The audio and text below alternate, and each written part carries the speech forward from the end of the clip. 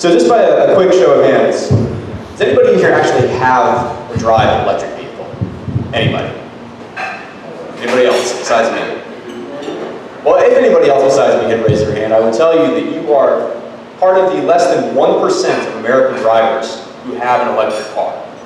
And this is really important because if we were to, starting tomorrow, sell nothing but electric cars, 100% electric cars for all new car sales, it would still take 16 years to fully transition the American vehicle fleet to 100% electric. And this is a big deal for climate change. The transportation sector in the United States is the #1 emitter of carbon dioxide emissions, along with particulate matter and air pollution. So this is a very big deal both for climate change and for public health. And that's the reason why Sustainable Tallahassee is so interested, along with a variety of other organizations, to encourage EV adoptions, because this is something that we absolutely have to do in order to mitigate the effects of climate change in the next century. Now I say all that up front because although that's the reason why Sustainable Tallahassee is encouraging electric car adoption, the reason why we really want to see a movement to 100% electric transportation, that's not necessarily why each individual one of you as a driver cares about electric cars. I mean, maybe you're really interested in sustainability, so you buy an electric car because you want to reduce your own carbon footprint.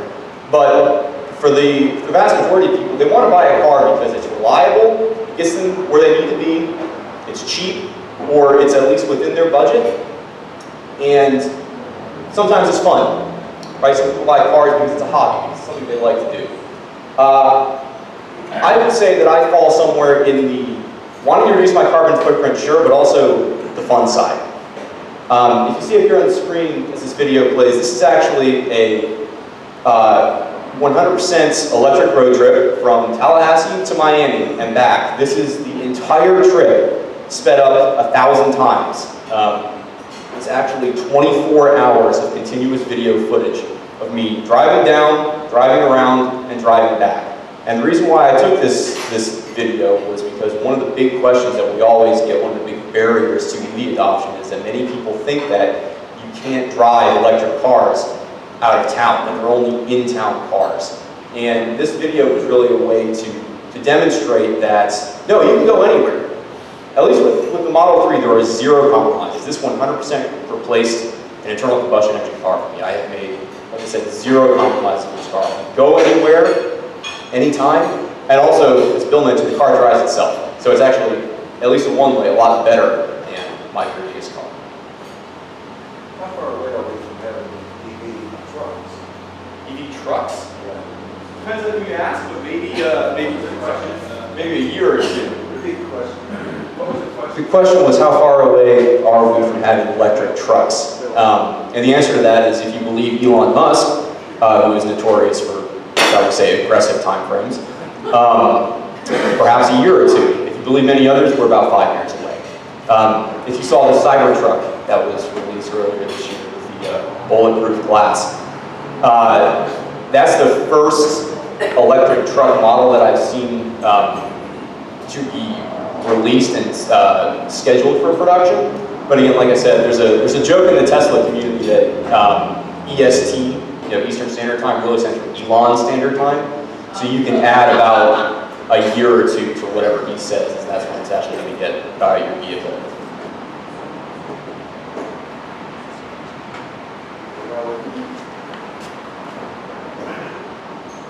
Oh, that's not close. There you go. So I make that joke and then bring up my next slide here. This is actually me finally. Oh, excellent. This is actually me taking delivery of my Model 3 in summer of 2018. I placed my order for that car in the spring of 2016, so you can see, like I said, Elon Standard Time at work. And I bring this up because I provide a lot of Tesla examples, right? Because I own a Tesla, I have a lot of direct experience. But Tesla is not the only electric car manufacturer. Many traditional auto manufacturers, General Motors, Ford, they have EV models too. And they're just as good, it's just I chose Tesla, and so I use a lot of Tesla examples. So why drive electric? There's really three main reasons. There's the performance of the vehicles, the cost savings associated with the vehicles, and then the reduced emissions inherent to the vehicles. We're going to talk about these in reverse order. Again, because you as the individual driver don't necessarily care all that much about what's being emitted from your car directly. But it's very important to talk about this because in the context of the entire vehicle fleet, like I said, we need to move to 100% electric because the transportation sector is the biggest emitter of carbon dioxide, climate change causing greenhouse gases in the United States. So the diagram at the top here is just a comparison of gasoline-powered cars and plug-in hybrid electric cars, which are both plug-in electric and gasoline-powered, and then pure battery electric cars in the Tallahassee area, actually. So this is at the, I think it says on there, 32317 area code, my area code. What is the relative emissions from each of these vehicles, right? So you can see the top there, the gasoline cars, 381 grams of CO2 per mile, compared to an electric car at the bottom, 177. So it's about a third, right? And this calculator actually takes into account the electricity generation mix in the Tallahassee area. This is a calculator that's online, put up by the Union of Concerned Scientists, so you can go on there and compare wherever you live, because there are some areas where if your electricity is generated primarily by, say, coal, right, this number will not be as good. The relative will not be as good. It'll still be better. I've actually, we've seen recent studies that no matter where you are, even if you are powered almost 100% by coal, there is no place in the United States where an electric car does not emit less CO2 than a gasoline-powered car. The other good thing about that is that you don't have just roving sources of emissions, right? Your emissions are contained to one location, so your localized air pollution for things like particulate matter or nitrous oxide are all contained in one single area, so you don't have people who have respiratory illnesses are affected by emissions, right? So if I had asthma and I was out there on the street, I might get things in my lungs and not be able to breathe quite as well because all the gas cars are around. However, if all of the cars were electric, even though they were generated by coal, if that coal plant was 20 miles away, it wouldn't matter to me for my health concerns. Another big factor with EVs is the cost savings associated with them. So up here, this is a comparison of the Tesla Model 3, the Toyota Camry, and the Audi A5. Total cost of ownership over 5 years. And I know that print is probably a little bit small for everyone to see, but at the very bottom there, you can see the average cost per mile over 5 years for the Tesla Model 3, 46 cents. For a Toyota Camry, it's 49 cents. It's actually cheaper to drive a Tesla Model 3, as expensive as that car is over 5 years, than it is to drive a Toyota Camry. And that's mainly because of these two factors right here. The cost of fuel, so the cost of electricity compared to the cost of gasoline, and the maintenance. That's one that many people don't think about, that electric cars actually do not require nearly as much maintenance as an internal combustion engine car. Things like oil changes. Never have to get an oil change. There is no oil to be changed. You save on brakes because electric cars have a thing called regenerative braking, where you actually run the electric motor in reverse as the car is slowing down, and it saves on your brake pads. So I have to get my brake pads changed once every 100,000 miles, is what I was told, compared to in a regular car where it's half that if you're lucky. Another thing, I'll get to it in a second. So for electricity, this is a comparison put out by the U.S. Department of Energy, again for the Tallahassee area. So there's all kinds of calculators online if you want to know about the economics, the emissions, and whatnot of electric cars. Every organization who encourages this kind of activity has some kind of a calculator to tell you exactly what you want to know. This particular one is a comparison of the cost of electricity relative to the cost of gasoline, putting them on the same terms, because obviously a gallon of gasoline is not directly comparable to a kilowatt hour of electricity, so how do you put them on the same playing field? Well, the U.S. Department of Energy has developed a metric they call the E-gallon to compare the relative cost of gasoline versus electricity. You can see again in Tallahassee, it's about 1/3 the price, or at least it was 1/3 the price when gas was $2.76. I don't actually know what gas costs anymore. I haven't gone to a gas station in a couple of years. Funny story, I actually got in trouble the last time I traveled for work renting a car. I forgot to get gas before I returned the rental car because I haven't gotten gas in a long time, and I forgot that it was a thing that had to be done. Beyond cost savings, though, this is the most fun part, the performance. Electric cars are absolutely a blast to drive. If you take a look this, this graph here, this is a comparison of about 20 different electric car models that are out there right now. You can see this is the 0 to 60 time. At the very bottom, though, if you take a look, the Tesla Model S P100D, the performance model, has a 0 to 60 time of 2.4 seconds. That is the quickest production car on the planet. You have to get into like McLaren supercar territory before you get anything relatively close to that. And the Model S does that as a full-size sedan with seats, with everything in it. It's just a regular car that you can buy. It's a production car. It's not a supercar. But even beyond the Model S, if you go further up, the Nissan Leaf. Nissan Leaf is a pretty standard mid-size car. It's very much equivalent to a Nissan Versa, if you're familiar with that model. It has a 0 to 60 time of about 6.5 seconds. That is insanely quick for what that car is. Mine is a Model 3. It's a mid-size sedan. It's a pretty standard car. Like it's comparable to a Toyota Camry. 0 to 60 time in 5 seconds. It is beyond fun. Even the standard range model ones. And I actually have a video here to demonstrate this.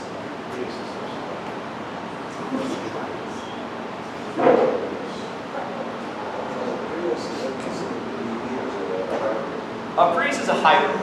So there's a difference between plug-in hybrid and hybrid. For a hybrid, you just put gasoline in and it has a small electric motor that is powered by the gasoline engine. Where with a plug-in hybrid, you plug it into the wall and the electric motor is separate from the gas engine. So this is, like I just mentioned, the Nissan Leaf. And this is racing against a Nissan 370Z. That's a performance car, right? It's a what many people would consider to be a quick car.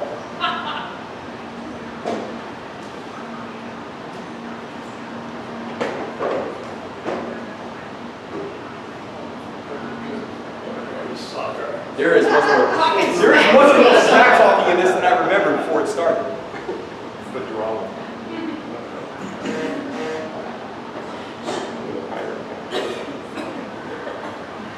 Oh, here.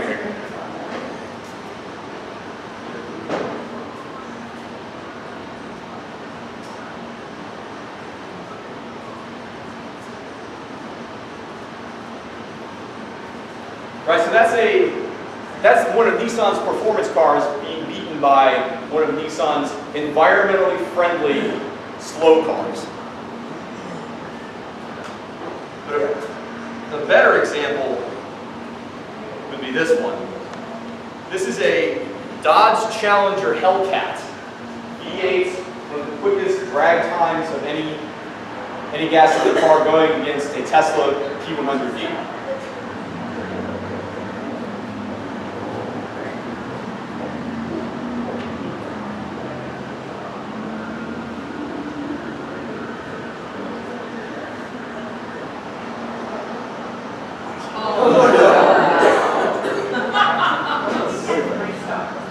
No chance. Zero chance. So how come every Prius goes so slow when it's in front of it? Well, that actually has to do with this here. You set me up perfect for my next slide. The reason why electric cars can go so fast is because of this.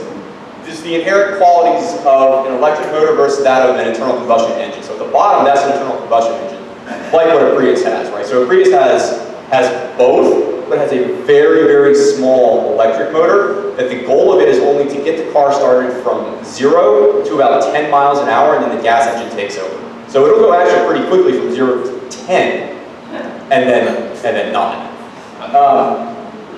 But if you see at the bottom, the internal combustion engine has a lot of moving parts, right? Just so many things, from cylinders to shafts to crank chains. Every one of these moving parts is an opportunity to lose both efficiency and power. So if you think about it, when you start your gas engine, you press on the gas, right? You send fuel into the cylinder, which then combusts and drives the piston down. So that's where the power is, right? You're creating that energy.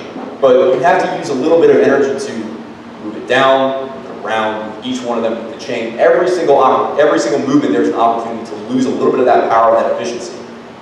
Compared to the electric motor at the top, which has basically one moving part. It's the axle in the middle.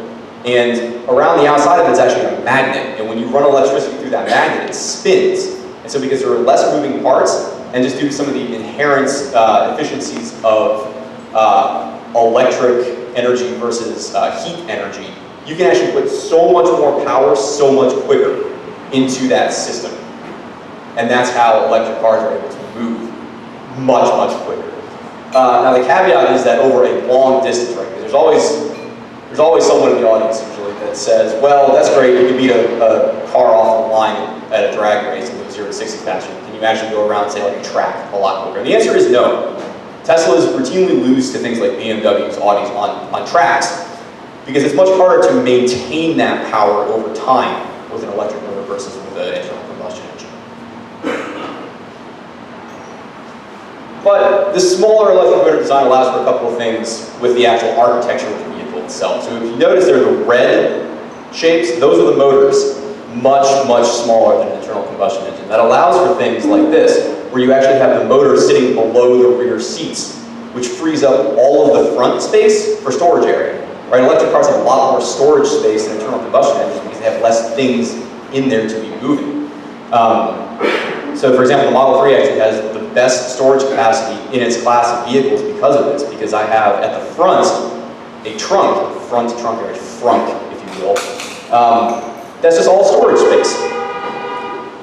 It also allows, across the bottom, instead of having a gas tank, you have all the battery cells that are arranged across the bottom. And batteries are really heavy, and having them on the bottom of the car creates a very low center of gravity, which dramatically improves the safety of the vehicle. There's actually a video out there of the National Highway Transportation Safety Administration doing the vehicle testing to give safety ratings.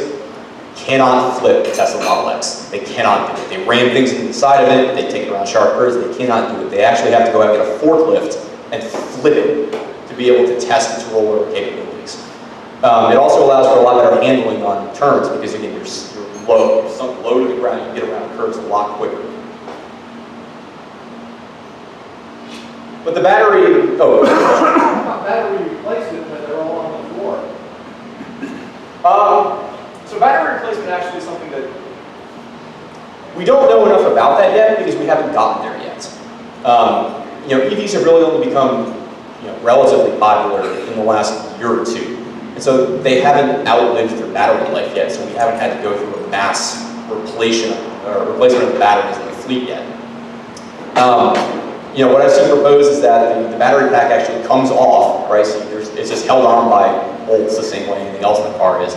You just unbolt it, put a new one on.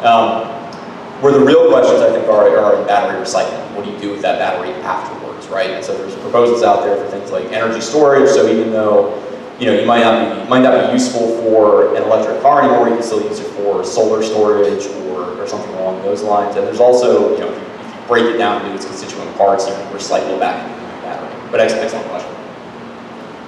The downside of the battery, though, is that compared to liquid fuels of gasoline, diesel, and the like, batteries are lower energy density. So there's less power, less energy per unit of measure in a battery compared to liquid fuel. And so this has led to things like range anxiety. That's where, remember I earlier said that people were concerned that you could not take your vehicle outside of town because the range was so much lower. The first generation of electric cars had less than 100 miles of range on them. But that's not the case anymore. So I have up here on this slide all of the vehicles that have over 200 miles of battery range. And that number is actually increasing every day. New models, in the next 5 years, there will be tons of new models that come out, and they're all having ranges of over 200 miles. And that's due to just the technological advances in battery research. That being said, though, most Americans drive less than 50 miles a day. Especially in Tallahassee, right? If you drive 50 miles a day in Tallahassee, you have some kind of, the whole county isn't 50 miles across. EV range is really only a problem when you're going out on long distance trips. And even then, the range isn't necessarily the issue so much as it is the charging infrastructure. There's three kinds of charging infrastructure. There is, and we delineate them by level. So level 1 is actually your standard electrical outlet, right? The ones that are on the wall over there. I can charge my car from that electric outlet over there. It will be very slow, but I can do it. And it actually is what I do every single day at home. That's my car across the bottom. That's me charging each one of these different levels. So I run a standard orange Home Depot extension cord off my front porch to my driveway and charge my car every single night. If I don't want to do that though, I can go to what's called a level 2 charger. And those are the kind of things that are at like Whole Foods. If you've been to Whole Foods, you've seen the charging station out front, or the green lines over there on Gain Street, or there's actually one at this hotel. I'm actually plugged into it right now while giving this presentation. That gives you a range of about 20 to 25 miles per hour back on your battery. So if you did say have a commute that was more than 50 miles a day or something like that, you could have one of these stations installed in your home, in your garage. All it takes is a 220 volt outlet. The question? What does it cost to hook up to these charging stations? It really depends. A lot of them are free, actually. So the ones that, like I said, Whole Foods, Greenwise, and here are free. Others charge anywhere between 10 cents per kilowatt hour and 20 cents per kilowatt hour. So just to give you an idea, the Model 3 has a battery of 75 kilowatt hours. So at 10 cents a kilowatt hour, if I was at zero, that'd be about, what, $7, $14, something in that range. Not very much at all. Much less than the cost of a tank of gas. But it also, it depends on the individual station, right? It won't, a lot of them don't even have credit card meters for you to pay anything. They're provided as a service of that business, or of some civic-minded organization, or a local government has put that charging station and is not charging anything for it. The last one is what's called level 3 or DC fast charging, so DC direct current. This is the fastest level of charging and what allows you to take long distance road trips. These are Tesla superchargers, or the Electrify America fast charging station. So we actually have one of these in Tallahassee up by Fresh Market and Steinmart on Thomasville Road. This will allow you to charge at a peak rate of about 500 miles an hour. So if you pull up to the station and you have 10 miles on your battery, you'll be up at 200 miles within 20 minutes and able to go about your business, go on to the next trip. So this is just a brief map of where we have these stations in Tallahassee. You can see they're kind of clustered around downtown. The two orange icons are the fast charging stations. The supercharger, like I mentioned, up on Thomasville Road, and then the Kraft Nissan dealership on Mahan actually has one. The green ones are the level 2 stations that are around town. So you can see there's one here, like I said, there's a couple of them downtown, there's one at FSU. But even though these are around, you actually don't really need them. You just charge at home. I mean, you wake up every single morning with your car charged as much as you want it to. There really is no necessary reason to go out and have to charge with one of these things, because the best place to charge is in your garage or in your driveway. For fast charging, though, this infrastructure is being built out pretty rapidly. This is a map of all of those DC fast chargers in the southeast United States. So you can see, they generally follow the geography of the highways. So you can see there's the I-10 corridor across the Gulf Coast there, 75 down through Tampa, 95 down through Miami, right? And then throughout the United States, more and more and more. There's actually 99% of the US population is within 100 miles of one of these charging stations. And so if your battery is bigger than 100 miles, you can go anywhere. This map is actually also a little bit misleading because there's more than are displayed here. I had to zoom in on my computer and zoom out, and when I did, it compressed a lot of the stations down into a single icon. So if you see, for example, there's one icon in Los Angeles, there is not one of these stations in Los Angeles. There's probably 1,000 of them. So this is one of the things I really do like talking about is the electric trip planning. So how do you go on a road trip in an electric car, right? You can't just stop at any gas station along any interstate exit. You have to do a little bit of planning. And the way you do that is through a variety of online sources. So my favorite is called a betterrouteplanner.com. It's an online calculator, so it's a map, and you put in your start destination and your ending destination. It actually plots the route for you along whatever highway you want to take. It will tell you exactly where to stop and for how long. And you can put in a variety of variables, like what kind of car you have, what the outside road conditions are. Is it hot? Is it cold? All those things affect the efficiency of your vehicle, and this one allows you to account for all of those things. So just for example here, I've plotted out 2 different routes to Washington, D.C. The first one up at the top, I actually did this. I did this last Memorial Day weekend, drove up to Washington, D.C. in my car, and drove all the way back. I actually drove all the way back in one straight shot, because the complaint that I hear a lot of times is that, well, I like to drive just straight through because I'm some sort of insane person who likes to torture himself. So I did it, and you can do it in an electric car. I wouldn't recommend it in any car, but you can do it. So you can see that it's about 15 hours to Washington, D.C. With a gas car, the number is probably closer to 11 or 12 hours. So you do add some time onto there, but what I find with having to stop so often is that it's very relaxing. It's nice to stop for about 30 minutes every 4 hours. And these charging stations are all located at places with things to do. They're located at, like, say, malls or restaurants, or even the ones that are at gas stations are at relatively fancy gas stations. If you've been to the Busy Bee gas station on I-10, that's where a supercharger is. So there's always things to do there, and it's nice to take a break. When you're driving a long distance, I find it really refreshes you and allows you to continue on. If you do this, though, there are a couple things you need to think about. Is you do need to plan ahead. So because there is less flexibility, there's less ability to just get off the highway wherever you want and fill up, you do need to realize you have to go to certain stops. And if you have to go to those certain stops, you want to know what's around there, right? Is there a restaurant for me to eat at? Is there a place to go and do something? The other thing is, if you make a plan, you need to trust that plan. Don't try to deviate from it along the trip. There's a reason why the calculator told you to do that. I actually experienced this on one of my trips coming back from Miami, where it tried to tell me to go to a certain station, and I thought, no, I know better than the computer. I'm going to go where I want to go. And I got there, and the station wasn't running. It was out of commission. So I had to go back to the one that I didn't want to go to, which was way out of my way, fill up and continue on my way. If I had just trusted what the computer told me to do, that wouldn't have happened. Another thing is that you want to make sure that just because a certain calculator tells you that you have enough charge to arrive at a destination, it doesn't necessarily mean that you have enough charge to get back to where you started from. It'll let you get there but not leave. The other thing is to choose hotels that have level 2 charging stations. So when you get to your hotel, you fill all the way up and ready to go on the next day. And then also the last thing I'll say is that you need to consider that the places that you are stopping at, so if you're stopping at a restaurant, that restaurant might close at about 10 p.m. If you're driving after 10 p.m., there might be something there for you to do, but it's not open. So that's the thing you need to consider as well. The last bit here, I won't touch on too much, but a really emerging technology here is autonomous driving.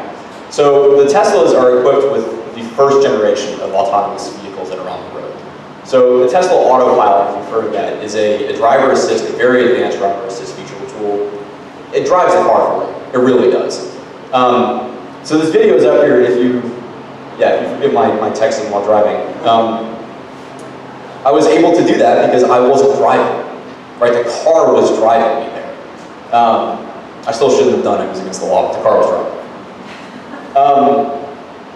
What this does is it actually uses cameras. It has a camera above the mirror, 2 cameras on the below the side mirrors, a rear view facing camera, and then 2 cameras that point out from the pillars behind the front seats. And the car has actually a supercomputer in it, and it takes all of that visual data from the cameras, analyzes where you are in the lane, analyzes where the cars around you are, and then analyzes where the lanes are. And it keeps you in that lane without you doing anything. You can take your hands completely off the wheel, it will go around the curve, no problem.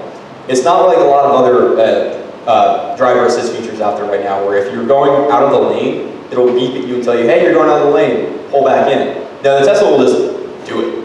It'll just stay in the lane for you. So, for example, all these road trips that I've taken, I actually was more of a passenger than a driver.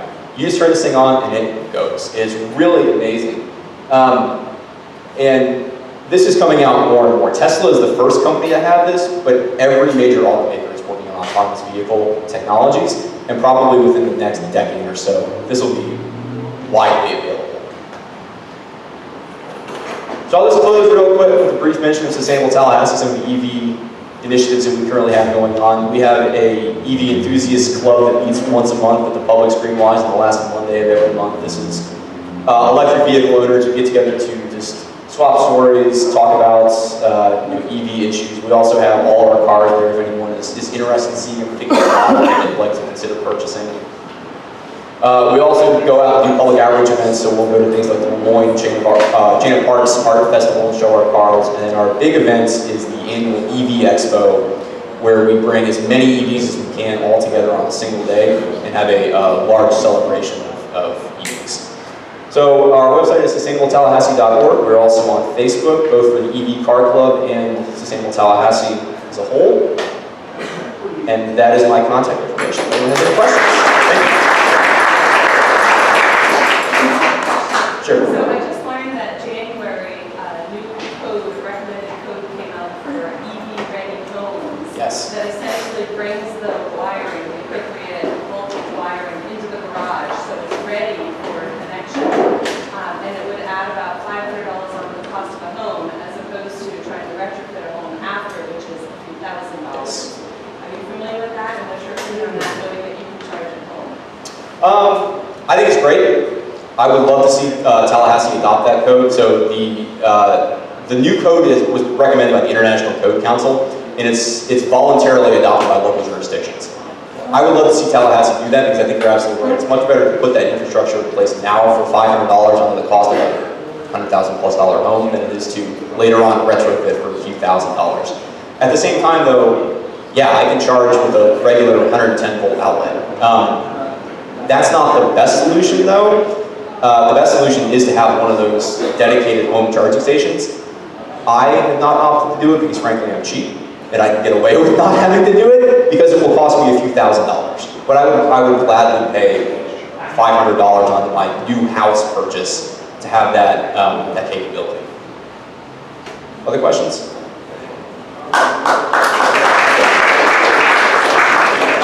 Mike, we want to thank you and also invite you to consider becoming a member of the Sunrise Rotary. We'd love to have you.